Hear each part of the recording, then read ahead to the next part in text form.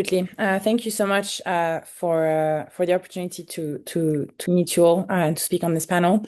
Maybe I can start with a quick overview of Harlequin AI and explain a little bit what it is that we do here.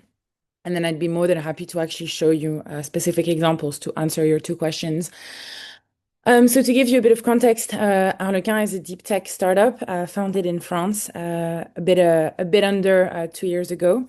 And we've developed unsupervised AI models that allow users to analyze extremely large volumes of data in a completely exhaustive and unbiased manner.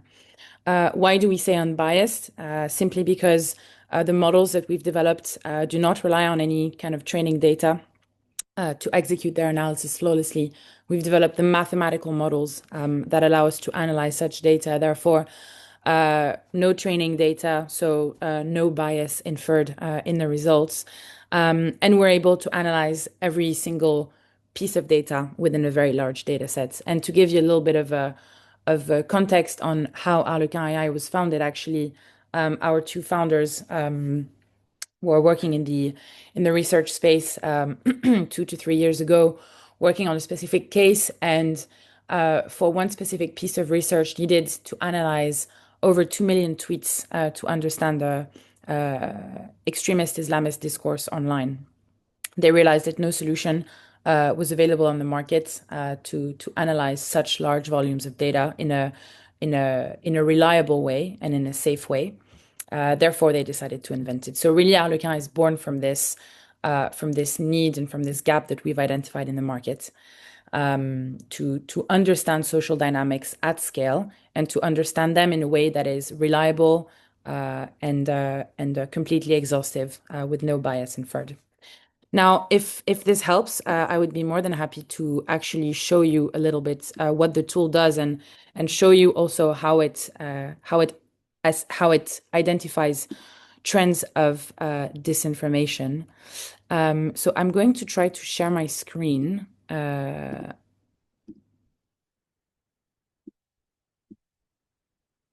I need to just open my settings. Apologies about that. Okay.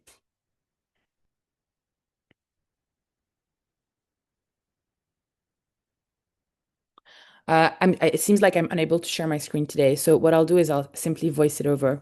But what we've done in a very specific case study that we've done is we've analyzed all social media content relating to the Romanian elections earlier this year. I think it was in April or in the spring. What we've done is we've analyzed about 200,000 sources of data on social media that come from Twitter, that come from TikTok, etc. And we've analyzed this content over a long kind of time range to analyze the evolution of the discourse online. And what we've managed to identify is not only obviously the trends and what people were saying about elections in Romania, etc., but we're really able to identify coordinated disinformation networks that came, from all across the world, from Europe, and also from across the Atlantic. And what we came to understand is that these coordinated disinformation mechanisms really played a role in shaping the Romanian election. There was a clear coordination between the different networks of people on different platforms, on different social media platforms, that really kind of made the discourse evolve in a specific direction. And the case of Romania is a particularly interesting one, and I think responds to the second question, which was about combining elements of disinformation, collective memory, etc.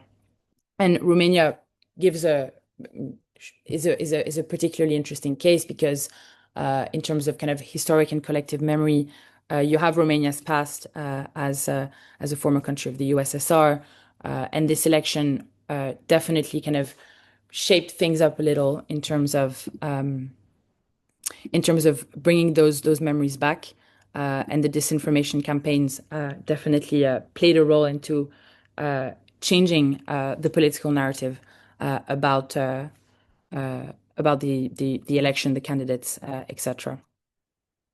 Now, to answer your first question about the role of disinformation on the analysis of social dynamics, well, disinformation brings a whole other level to the analysis of social dynamics.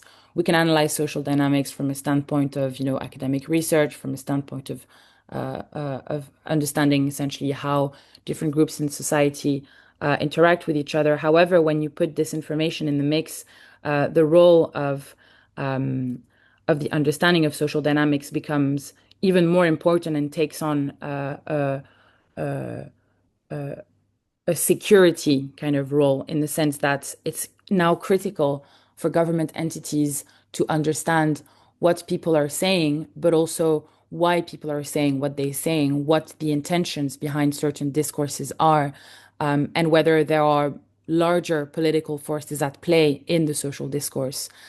So the way that we've, seen disinformation evolve and take a much wider role in the social discourse today just makes our work that much more relevant and important, especially to government authorities, to authorities whose role it is to ensure that people are safe and secure.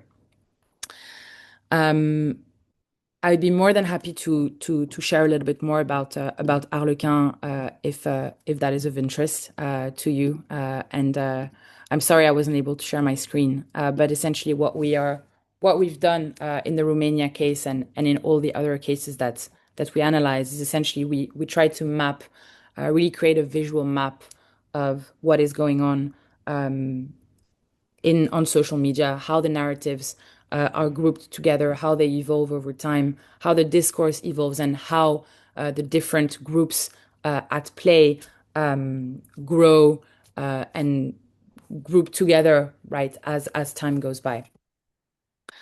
I hope I've Many answered thanks, Roman. questions. I think you can also try again to share the screen. I just checked with AI4People. You should be allowed if you Ah, want to yes, try. And I'm able to do it now. Thank fantastic. you. Thank you. Great. Uh, can you see my screen? Yes. Amazing. So let me just quickly show you what it looks like for Romania.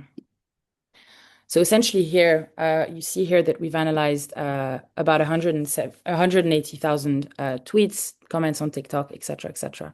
And we're able to map the discourse around this election here. Now, you see here that obviously the main theme is this one here about right-wing propaganda and obviously being mixed up with meme culture, crypto, etc. on TikTok. But what I want to bring your attention to is the second theme here that represents about 17% of the corpus of data is really about transatlantic populist disinformation networks shaping the Romanian election, which is super critical here is that we were able to detect based on the content of the tweet, where the tweet was tweeted from, who it was tweeted from, etc. We were able to identify quite a large cluster of individuals that were essentially spreading disinformation online. And what we come to understand is that in most cases these attacks, quote unquote, are coordinated between different networks. Now, we can also dive into kind of the sub-themes of this specific cluster here. So you have a populist surge in Romania, EU-NATO tensions, judicial battles, etc. And you also have here essentially a continuation of the transatlantic theme around right-wing populist networks exploiting energy crisis and anti-globalist sentiments. Now, I mean, I'm more than happy to kind of we can also dig deep into all the sub-themes, and this is really where kind of the Russian dolls metaphor kind of take their shape. But here, and this is the power of a tool of the tool that Harlequin's developed, is we're able to go into an virtually unlimited amount of depth into the analysis of, the different thematic clusters that we identify when we're looking at uh, at data corpuses such as this one. So again, here there's a clear link that is drawn between Orban and Trump, populist sovereignty, the conflict between populist sovereignty and liberal Europe. You have authoritarian alliances and populist tensions shaping the Central European discourse, again, with many mentions to Orban uh, and to the political debate that is going on in this region of the world. A specific point on Orban leveraging energy transits to threaten EU sanctions renewal amid his pro-Russian narrative. And finally, again, the transnational right-wing networks uniting different types of populations, such as the tech titans, authoritarian leaders, populists, etc.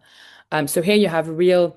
Not only do you identify the narratives that are seen as disinformation, but you also have a clear identification of who is saying these things, where are they coming from, what is their purpose, etc. We can keep going into a significant amount of detail, but I think my 15 minutes are up, so I don't want to take up too much time. But again, I mean, in a different occasion, more than happy to go into a even more significant amount of detail.